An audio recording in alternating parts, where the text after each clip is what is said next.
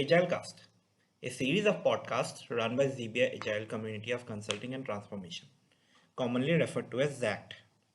ZACT is a community of seasoned Agile coaches, Scrum Masters, product owners, and technical coaches, all of whom are passionate about subjects related to Agile software development. We, as individuals, live by our core value of knowledge sharing. This encourages us to step up to share thoughts and knowledge in our closely knit Agile community. We have been hosting webinars, meetups, annual conference named Agile NCR, and of late we decided to host this podcast series, which is another way to stay engaged with the Agile community on the go. I am Arnab Rajkhowa, working as an Agile consultant in Zebia. Today, in this podcast, I'm going to talk about sprint retrospective, an important element in the Scrum framework, which is tightly tied with the concept of empiricism. I shall also be sharing about why retrospectives are important and how we can ensure that retrospectives are fruitful. Towards the end of the podcast, we'll also talk about a few tools which can be used for effective retrospectives for distributed teams working remotely, as in the current situation where all of us are impacted by the COVID-19 pandemic. To start with, let's quickly see what the new Scrum guide launched in November 2020 talks about the sprint retrospective. The purpose of the sprint retrospective is to plan ways to increase quality and effectiveness.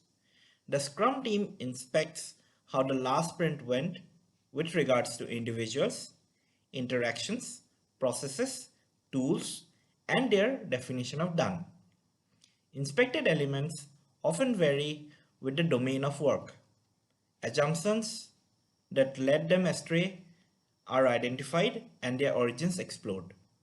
The Scrum team discusses what went well during the sprint, what problems it encountered, and how those problems were or were not solved. The Scrum team identifies the most helpful changes to improve its effectiveness. The most impactful improvements are addressed as soon as possible. They may even be added to the sprint backlog for the next sprint. The sprint retrospective concludes the sprint. It is time boxed to a maximum of 3 hours for a 1 month sprint. For shorter sprints, the event is usually shorter. So that was an excerpt from the Scrum Guide 2020. Now, if we take a closer look at the 12th Agile principle, it says, at regular intervals, the team reflects on how to become more effective, then tunes and adjusts its behavior accordingly. Within the Scrum framework, the sprint retrospective event rightly aligns with the 12th Agile principle. It is a tool, it is a platform, it is an event which gives the Scrum team an opportunity every sprint to formally sit together, look at the things that did not go well, discuss about how they were able to solve or if they are still open, and come up with any agreed upon action items. The action items that the team determines could be related to processes, people, conversations, artifacts, ways of working, the team norms.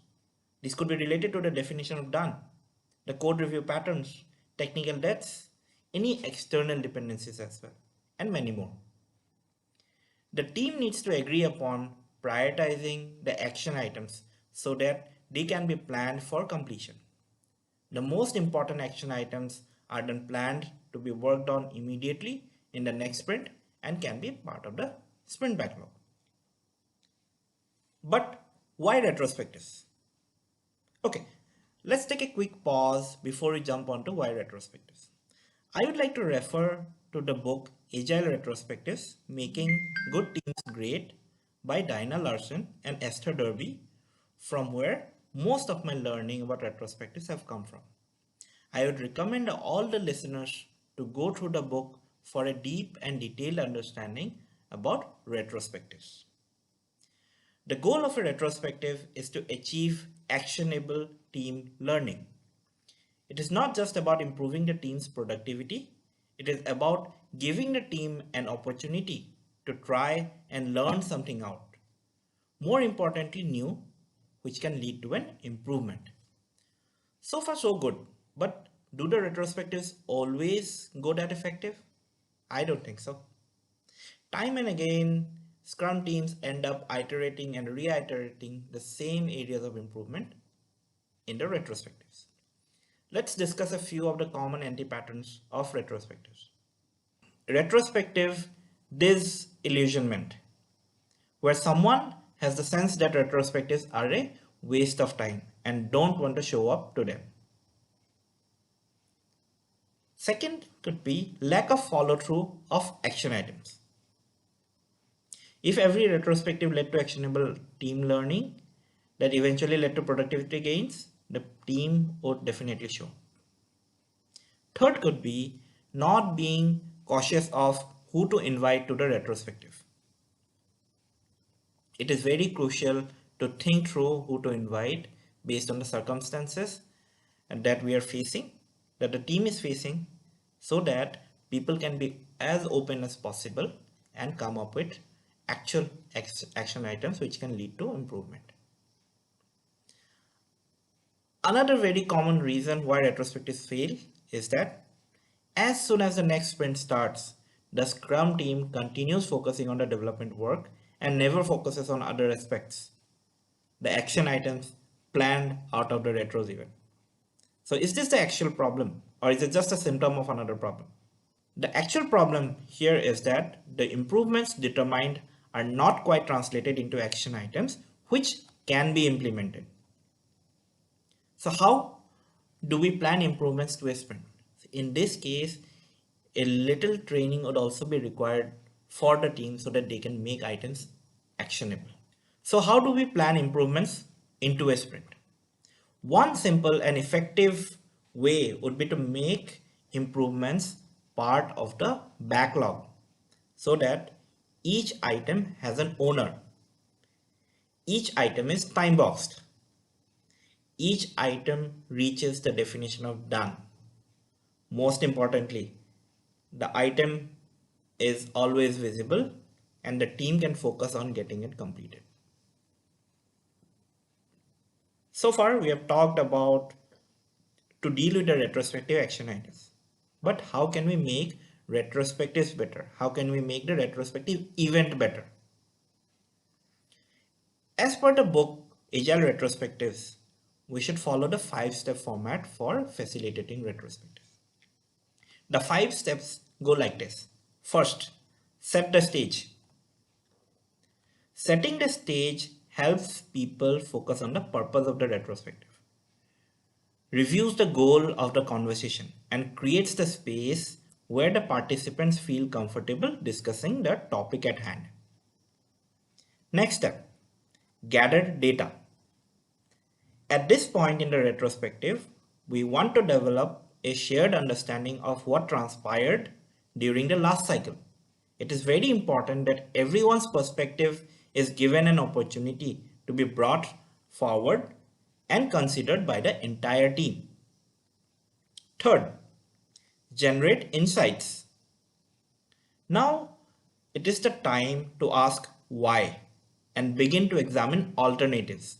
The goal of this phase is to see the big picture, understand the root causes, consider new possibilities, and look for connections about the data gathered moments ago. Fourth, decide what to do. As we draw near to the end of our retrospective, the team will need to select 1 or 2 action items that will make an improvement in the way they work together. No need to solve all the problems right away. We just need to do something, select something that can make everyone's day-to-day experience a little better. Last phase, close.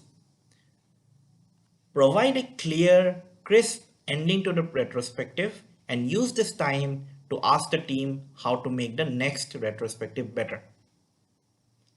Be sure to thank the team for their efforts during the retrospective and the sprint that just ended. This framework has benefited numerous organizations and teams in running successful retrospectives. I myself have tried this a lot of times and found very fruitful results.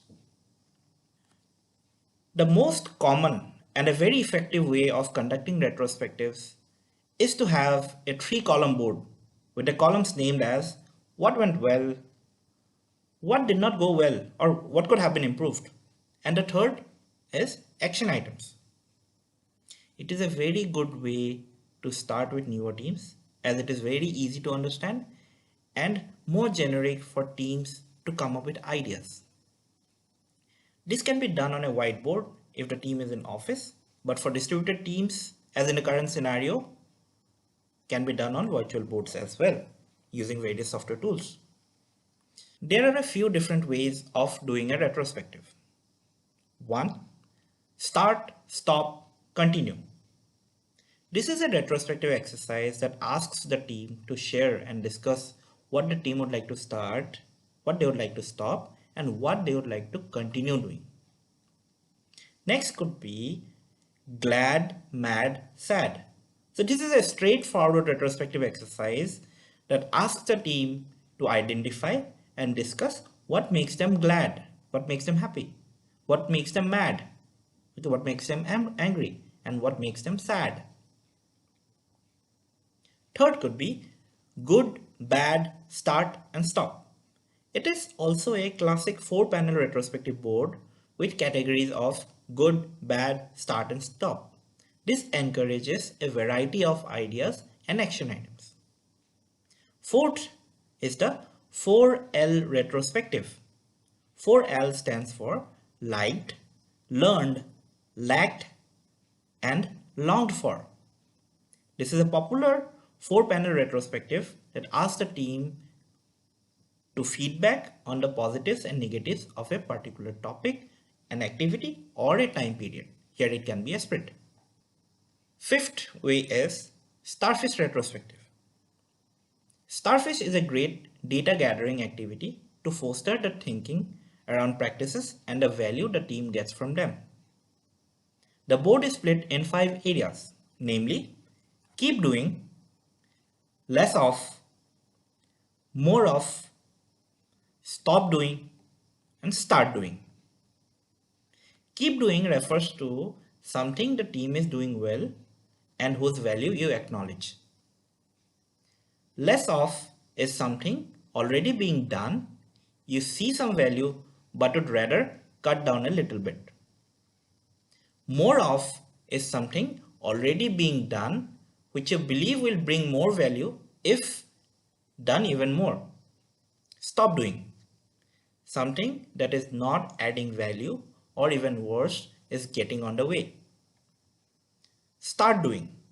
A new idea or something you have seen working before that you would like to bring to the table. The sixth way of running a retrospective could be the sailboat. Here, the team pretends that they are on a boat traveling through the sea. So, the board or the canvas can have the following items. 1. A boat, which can represent a team. 2. The rocks, which represents the risks that a team might face in the future. Anchor represents the issues or hindrances that a team might face. Wind, which pushes the team forward. And island, which represents the goal of the team. The benefits of using different ways to conduct retrospectives can ignite thoughts in the team members, and they will also stay interested in participation. So, it is recommended to change the way of conducting a retrospective from time to time. This would certainly increase engagement within the team members. Now, in the world of pandemic, as we are all remote, there are many software tools or platforms in the market which helps conduct retrospectives. I will mention a few which I have used by myself. 1. Ideaboards.com. This is a very easy to use open source tool. Only the board creator needs to sign up and all the rest can act as participants. We just need to share the link. Next is metroretro.io. This is a very interactive open source tool and has various formats of doing a retrospective. The only ask here is that all the participants need to sign up or log in. Third is a very popular tool which is miro.com. This is a great tool where multiple templates can be downloaded. It can be used. Here all the participants need to log in. For being anonymous, one needs to use the paid version. Fourth tool which I have used it quite frequently in the past, which is groupmap.com. This is a very innovative tool and is great for remote discussions, but this is a premium tool. These tools are very handy and have been of great help during these times of being completely remote. Now, I would like to summarize by saying that retrospectives are an essential part of being agile, not only while practicing Scrum, but also can be used in other frameworks. And why not in our own personal life? The main idea here is continuous improvement. Be transparent, continue to inspect, and then continue to adapt. Continue to practice, be positive, be agile, and be healthy.